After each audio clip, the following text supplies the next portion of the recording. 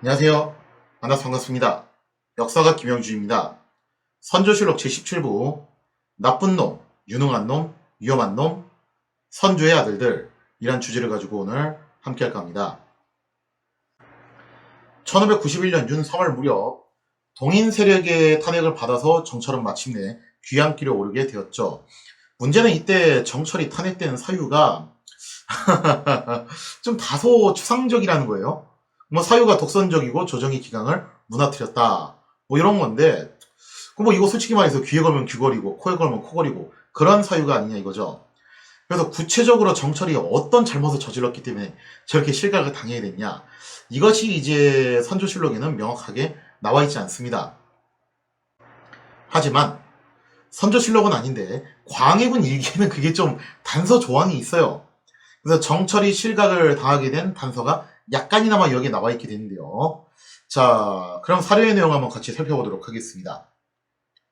이산에는 지난 기축년 정여립의 옥사 때 화가 자신에 미칠까 두려워하여 궁금들과 인연을 맺고 떠도는 말로 거짓을 꾸미어 정철을 모함하기를 왕자를 옹립하려는 뜻을 가졌다. 고 하면서 왕의 형제들을 지적하니 정철은 이로 인하여 죄를 받고 옥사는 조금 완화되었다. 여기서 말하는 옥사는 기축옥사죠. 기축옥사가 최종적으로 종결된 그 시점을 뭘로 보고 있는 거냐면은 정철이 이제 끝장나면서 이제 한바탕 벌어졌던 정치권의 풍파는 여기서 일단 마무리가 되었다. 그렇게 이제 서술을 하는 겁니다. 자, 근데 여기서 일단 정철이 쫓겨나게 됐던 이유가 뭐였냐 하면은 왕자를 옹립하려는 뜻을 가졌다라는 건데 도대체 이게 뭘 말하는 거냐. 이것도 좀 약간 두루뭉술하긴 하죠. 그래서 이럴 때는 어쩔 수 없이 야사의 힘을 빌릴 수밖에 없습니다. 뭐 야사라고 해서 다 틀리거나 잘못된 건 아니에요. 어쨌든 국가 공식적인 기록이 아닌 것은 다 야사입니다. 난중일기도 야사고 징비록도 야사예요. 그런데 난중일기나 징비록을 무시하는 사람이 있나요? 그죠? 그래서 야사라고 해서 다 뭐 허무맹랑한 건 아니고 그 중에는 뭐 이제 그럴싸한 내용들도 있는데 이럴 때는 어쩔 수 없이 좀 야사의 힘을 빌려볼 수밖에 없죠. 그래서 야사에서는 여기에서 상당히 좀 이제 드라마틱한 이야기가 전해지고 있는데요. 나름 좀 신빙성이 있다고 생각이 듭니다. 사실 기축옥사가 정리되어갈 무렵, 그러니까 정철이 이제 실각당하기 전 이야기인데요. 그 직전쯤 했을 때 조정에서 새롭게 떠오르는 화두가 있었습니다. 그 화두가 뭐였냐면은 다름 아닌 세자측공 문제였죠. 그때 당시 이제 중전은 의인왕후 박씨였고, 의인왕후 박씨는 성품이 훌륭하고 현명하고 외모도 또 굉장히 출중했대요. 그야말로 왕비로서 갖춰야 될 모든 것을 갖춘 아주 퍼펙트한 중전이었다라고 볼 수가 있겠죠. 그래서 많은 사람들의 존경을 받았다라고 알려져 있는데요. 이처럼 의인왕후 박씨는 표면적으로 아무런 결격 사유가 없었습니다. 하자가 전혀 없는 중전이었는데, 그런데 이 시대의 왕비들이 해야 되는 가장 중요한 것, 그리고 크고 첫 번째 되는 계명이 있죠. 그게 뭐냐면은 바로 첫째도 후사 문제, 둘째도 후사 문제, 셋째도 후사 문제입니다. 이거를 해야 되는데 이게 의인왕후 박씨하고 선조 사이에서 자식이 전혀 나오지 않습니다. 아들이건 딸이건 아무것도 나오질 않았어요.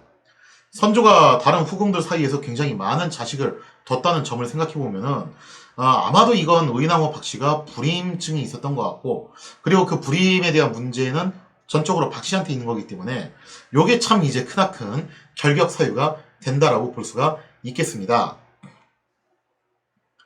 따라서 특별한 결격 사유가 없던 의인왕후 박씨였지만 자식을 낳지 못했기 때문에 선조의 총애를 더 이상 얻기가 힘들었죠.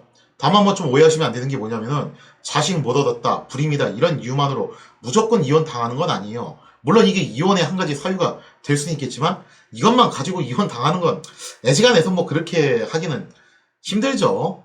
뭐 왕비라는 게 제일 중요한 게 후사 문제긴 하지만 또 그게 100% 전부는 아니니까요. 그래서 결국에는 의인왕후 박씨는 뭐 더 이상 이제 선조의 청의를 얻지는 못하고 그저 조용히 중전의 자리만 지키고 있는 그런 형국이었는데요. 이 때문에 선조는 필연적으로 후사를 얻기 위해서라도 후궁들에게 관심을 가질 수밖에 없었습니다. 필연적으로 그럴 수밖에 없었고 또 선조 자체도 나름 좀 이제 풍류를 즐기는 인물이었어요.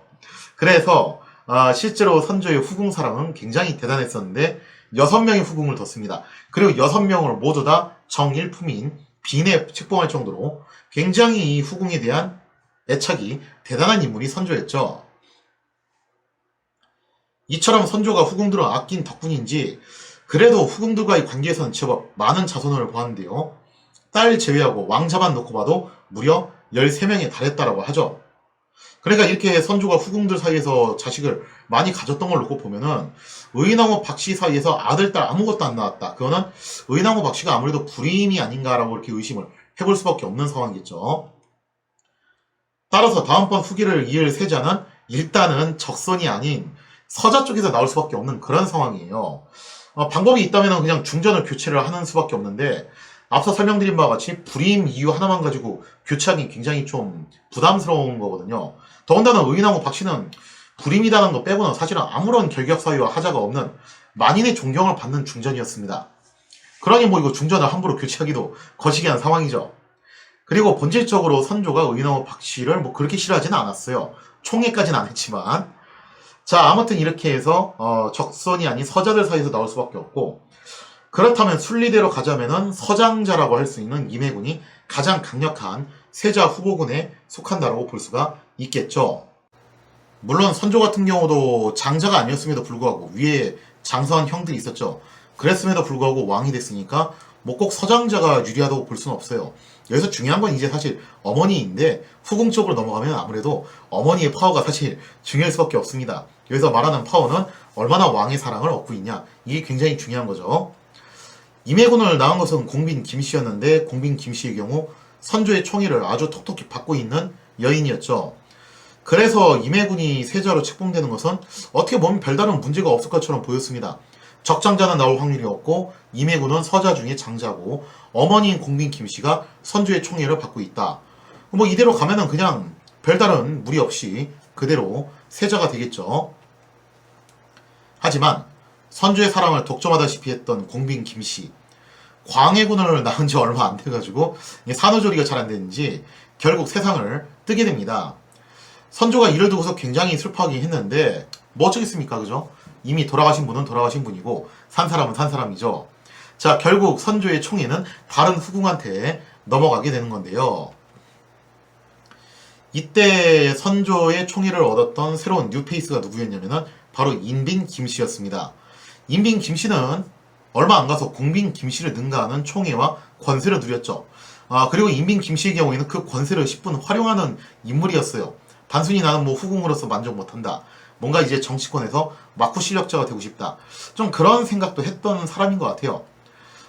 특히나 이제 인빈 김씨의 오라버니였던 김공양, 이 사람이 이제 말도 많고 탈도 많았는데 김공양은 누이의 권세를 등에 업고 온갖 뇌물, 부정수수 행위를 하면서 굉장히 좀 이제 무리를 많이 일으킨 인물이었습니다. 이것 때문에 나중에 두고두고 이제 비판을 받기도 하죠. 이처럼 선조의 사랑을 얻는데 성공한 인빈 김씨, 자기도 드디어 등남에 성공을 하게 되는데요. 신성군과 정원군을 비롯한 아들들을 낳았죠. 사실 뭐 아들을 이거보다 좀 더 낳긴 했는데 역사적으로 유의미한 사람은 신성군과 정원군이기 때문에 두 사람만 그냥 소개를 하도록 하겠습니다. 물론 태어난 순번상으로는 임해군이 서장자인 만큼 임해군이 세자 책봉 가능성이 가장 높을 수밖에 없습니다. 문제는 그의 모친인 공빈 김씨가 세상을 떠나면서 임해군과 광해군 형제는 사실상 선조의 관심 밖으로 밀려나 버렸다는 거예요. 아웃 오브 안중, 끈떨어진 신발 신세가 돼버린 거죠. 그래서인지 아니면은 그냥 원래 천성 자체가 글러먹어서인지 임해군은 어릴 때부터 꽤나 삐딱선을 타는 성격이 돼버립니다. 그리고 장수하면서부터 아주 유명한 이야기이지만 군계 일학의 성격 파탄자가 돼서 세간의 지탄을 받게 되었다는 거죠. 그래서 이제 오늘의 말하는 놈놈놈 그 나쁜 놈에 해당하는 게 바로 이 임해군이라고 볼 수가 있는데요. 유명한 이야기잖아요. 나중에 이제 임진왜란이 터졌을 때 선조가 한양을 포기하고 북쪽으로 피난을 갔습니다. 그때 성난 한양 시티즌들이 가장 먼저 몰려가서 불태운 것 중에 하나가 뭐였냐면은 임해군의 집이었어요. 그 정도로 임해군은 당대 사람들한테 어마어마한 원성의 대상이 되었다는 거죠. 그런데 그때 당시 중전이었던 의인왕후 박씨는 굉장히 어진 성품으로 유명했던 인물이었고요. 심지어 자신의 경쟁자라고 할 수 있는 후궁들과 그 소생들한테도 매우 자상하게 대했던 걸로 정평이 나 있었습니다. 그래서 이때 당시 가장 큰 총리를 얻고 있는 게 인빈 김씨였지만 의나무 박씨와 인빈 김씨는 의외로 관계가 그렇게까지 나쁘진 않았습니다. 어떻게 보면은 서로 어쩔 수 없는 그런 공생을 택한 걸 수도 있는데요. 무슨 얘기냐면은 이런 거죠. 지금 선조의 총애를 얻고 있는 인빈 김씨를 의나무 박씨가 뭐 모함을 한다, 질투를 한다. 이렇게 되면 진짜 쫓겨날 수 있는 사유가 확실하게 되는 거거든요. 그러니까 의나무 박씨는 중전 자리를 확실히 지키기 위해서라도 공연히 벌집을 쓰실 필요는 없었던 거죠. 오히려 나는 투기하고 거리가 먼 여인이다. 이런 걸 보여줌으로써 자신의 결점을 보완하려고 했던 겁니다. 그렇게 해서 중전 자리를 확고하게 지키려고 하는 것이 의나무 박씨의 전략이었겠죠. 그 다음에 또 인빈 김씨 입장에서도 의나무 박씨를 모함해서 쫓아낸다. 그렇게 했을 경우 자기가 중전 자리로 등업이 되면 좋겠지만 이게 또 다른 경우에서 나올 수 있죠. 아니 엉뚱하게 다른 양가집에서 규수를 하나 들여와가지고 중전을 새로 얻을 수도 있고 그 새로운 중전가의 사이에서 적장자가 나올 수도 있는 문제예요. 실제로 나중에 그런 일이 벌어지기는 하죠. 그렇게 되면은 인빈 김씨 입장에서는 절대 좋을 게 없는 상황이라는 거죠. 그래서 서로 아마 이런 이해관계가 일치해서 그랬던 걸 수도 있어요. 하여튼 뭐 의나무 박씨는 라이벌격에 있었던 후궁들하고 그 소생들한테도 굉장히 자상하게 대해줬다고 하는데요. 이 때문에 선조의 총애를 받고 있던 인빈 김씨도 의나무 박씨에게 함부로 대하지 못했고 태어나자마자 모친을 잃었던 광해군도 아예 의나무 박씨를 친어머니처럼 섬기면서 그리고 의나무 박씨도 광해군을 친아들처럼 그렇게 대하면서 서로 끈끈한 정을 쌓아갔다고 하죠. 그래서 나중에 광해군이 결국 뭐 이제 흑화되고 타락하고 그렇게 되는데 그 계기 중에 하나가 아마 의나무 박씨가 좀 중간에 이제 생각보다 일찍 단명을 했던 것도 없지 않아 있지 않을까. 그러니까 즉 광해군의 멘탈 케어를 해줄 수 있는 사람이 생각보다 빨리 이제 세상을 뜬 거죠. 그것도 좀 나름대로 영향이 있지 않을까라는 생각이 개인적으로 들어요. 하지만 임해군도 물론 이제 의나무 박씨가 총애를 해줬죠. 그런데 임해군은 그 삐뚤어진 성격답게 자신을 친아들처럼 대해주는 의나무 박씨에게도 정말 심술을 많이 부렸고 형제간의 우애도 좋지 않습니다. 그래서 결국에는 이게 진짜 비극적인 결말을 불러일으키긴 하는데 형제간의 우애도 안 좋아가지고 늘상 친동생이었던 광해군을 시기하고 질투하고 그야말로 열등감에 사로잡혀서 살았던 인물이 임해군이었죠. 문제는 임해군이 가족 간의 불화만 일으키고 살았으면 그냥 이거 쯧쯧쯧 이러고 넘어갈 텐데 수시로 저작거리를 나가서 온갖 분탕질에 토색질에 정말 사고를 엄청 치고 다녔기 때문에 임해군의 구체적인 사고 내용은 나중에 이제 훗날 따로 설명을 드릴게요. 온 한양 사람들이 임해군을 증오하면서 그야말로 이를 박박가는 지경이 되었습니다. 그런데 선조가 참 자식 교육을 잘못 시키는 왕 중에 한 명인데 이게 선조의 아들들 중에서 임해군과 비슷한 부류의 개망만이들이 더 있었어요. 하나도 아니고 셋씩이나 있는데 정말 이것도 어떻게 보면 대단한 거죠. 인빈 김씨의 아들 중 하나인 정원군. 참고로 이 정원군의 아들이 다들 알고 계시는 능양군, 인조입니다. 인조의 아버지 정원군도 정말 진짜 막가파식의 그런 망나니 중에 한 명이었고 그리고 이제 진짜 이 중에서 가장 독보적인 원탑 누구였냐면은 순빈 김씨의 아들인 순하군이었습니다. 정원군과 순하군은 나이는 같지만 같은 해에 태어났어요. 이복 형제 지간이죠. 정원군이 2달 먼저 태어난 형이었는데 정원군의 경우에는 그래도 장성한 이후부터 온갖 무리를 일으켰죠. 그래서 아직 임진왜란이 터지기 전에는 정원군은 그다지 두각을 일으킨 인물은 아니었어요. 그래서 정원군에 대한 이야기는 나중에 따로 또 하도록 하고 그래서 오늘의 놈놈놈에는 포함을 시키지 않습니다. 자, 그래서 이제 온갖 무리를 일으켰다면은 순하군은 어릴 때부터 정말 참 남달랐는데 온갖 막장스러운 사고를 일으킨 그야말로 강력 범죄자였죠. 순하군이 저질렀던 사건 사고 이것도 뭐 나중에 따로 한 번 더 설명을 드리겠지만 이게 뭐 임해군처럼 단순히 남의 물건을 빼앗는 토색질이거나 여기저기 사고를 치고 다니는 분탕질 수준이 아니라 거의 뭐 희대의 연쇄 살인마라고 봐도 좋을 정도로 죄질이 굉장히 흉악했습니다. 그래서 놈놈놈에서 위험한 놈이 바로 이 순하군이죠. 이처럼 임해군, 순하군, 정원군은 하나같이 인격에 굉장히 심각한 문제가 있었습니다. 그리고 수시로 사고를 치고 다니는 인물들이었죠. 하지만 이들은 모두 왕족이라는 그야말로 까방권을 갖고 있기 때문에 신분 덕분에 끝까지 비호를 받을 수 있었어요. 순하군 같은 경우는 나중에 선조가 실드를 치다가 그야말로 피해 실드를 쳐줬죠. 그렇게 계속 실드를 쳐주다가 도저히 안 돼가지고 결국에는 이제 순하군은 사회적으로 격리를 시키기까지 했었는데, 근데 뭐 이것도 어쩔 수 없는 게 그때 당시에는 뭐 이제 사이코패스라든가 소시오패스라든가 뭐 이런 용어도 없었던 시절이니까요. 이런 용어가 사실 생겨난 게 그렇게 오래된 이야기는 아니잖아요. 그러니 뭐 그때 당시에는 잘 몰랐으니까 뭐 단순히 철이 없어서 그랬겠거니 이러고 좀 넘어갔었을 가능성도 없지 않아 있죠.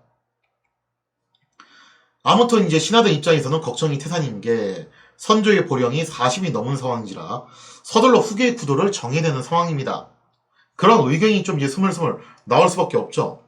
문제는 선조와 의나무 박씨 사이에서 아들이 없었다는 점. 그래서 적장자가 태어나면 딱인데 적장자는 현재로선 가망성이 없다는 점입니다. 그리고 만인의 존경을 받고 있는 중전을 단순히 불임이라는 이유로 갈아치운다. 그것도 사실은 무리수가 많이 따르는 일이었다는 거죠. 그렇다면 결국에는 서자 중에서 후계자를 골라야 했는데 하필 서자랍시고 있는 것들이 이게 하나같이 다 개망나이들 뿐이니, 그죠? 나쁜 놈, 위험한 놈, 그런 애들밖에 없으니 남은 것은 이제 여기서 똘똘한 놈이 이제 걸리는 거죠. 그래서 놈, 나쁜 놈은 임해군, 유능한 놈은 광해군, 그리고 위험한 놈은 순하군이라고 볼 수 있고, 정황군은 이제 좀 더 뒤에 가서 두각을 드러내니까 일단 여기서 제외를 하겠습니다. 자, 그래서 신하들의 의로는 자연스럽게도 총명하면서도 별다른 말썽도 일으키지 않는 모범생 오브 모범생 광해군에게 집중이 될 수밖에 없었습니다. 물론 신성군도 별다른 말썽을 일으키진 않았어요. 그런 의미에서 놓고 봤을 때 신성군도 나름대로 세자 후보자로 올라설 만한 가능성이 있었다라고 볼 수가 있겠죠. 하지만 신하들이 봤을 때는 나이로 봤을 때 어쨌든 광해군이 더 연장자고 능력으로 봐도 광해군이 좀 더 낫다라는 의견이 우세하다 보니까 어차피 장자가 안 될 바에는 순서로 그냥 바꿔서 해야 될 거면은 그러면은 뭐 굳이 꼭 차남이냐 삼남이냐 그렇게 할 게 아니라 가장 유능한 사람한테 시키는 게 낫지 않겠냐. 마침 뭐 또 광해군이 차남이기도 하네요. 자, 이렇게 해서 이제 광해군 쪽으로 여론이 많이 집중이 되었다는 거죠. 무엇보다도 중전인 의나무 박씨가 광해군을 전폭적으로 지지를 해주고 있었습니다. 자기 친아들처럼 하면서 굉장히 좀 이제 밀어주고 있었고 정철도 이러한 사실들을 잘 알고 있었다는 거죠. 그래서 기초국사 직후 권력을 잡고 있던 정철 입장에서는 어쨌든 자기가 이제 권력을 잡았으니까 본인도 뭐 이런 피해 숙청만 할 게 아니라 나름대로 이제 업적을 세워보고 싶을 그런 의향이 있을 거 아니에요, 그죠? 그러니까 이제 정철도 이쯤 해가지고 슬슬 대계를 좀 바로 세워야 되겠다. 내가 권력을 기왕 잡았으니까 후계 구도 문제만큼은 확실하게 해결을 해놓자. 그러면서 이제 선조의 서자들 가운데서 누구를 왕으로 밀 것이냐. 바로 이제 그 점을 갖다 고민을 하다가 광해군을 주목하게 되었던 거죠. 자, 그래서 정철은 광해군이 차기 대권 후보자로 가장 적절한 인물이다라고 생각을 하고 있었고, 이것 때문에 이제 동인 측의 대표 주자였던 이산의 유성룡과 같이 회담을 갖기도 했는데요. 자, 그런데 선조의 생각은 과연 그렇다면 무엇이었냐? 여기서 제일 중요한 건 결국 선조 생각이죠. 자, 그렇다면 선조의 생각은 무엇이었으며 정철이 실제로 시각됐던 사유가 도대체 무엇이었는가? 거기에 대한 이야기를 다음 시간에 이어서 계속하도록 하겠습니다.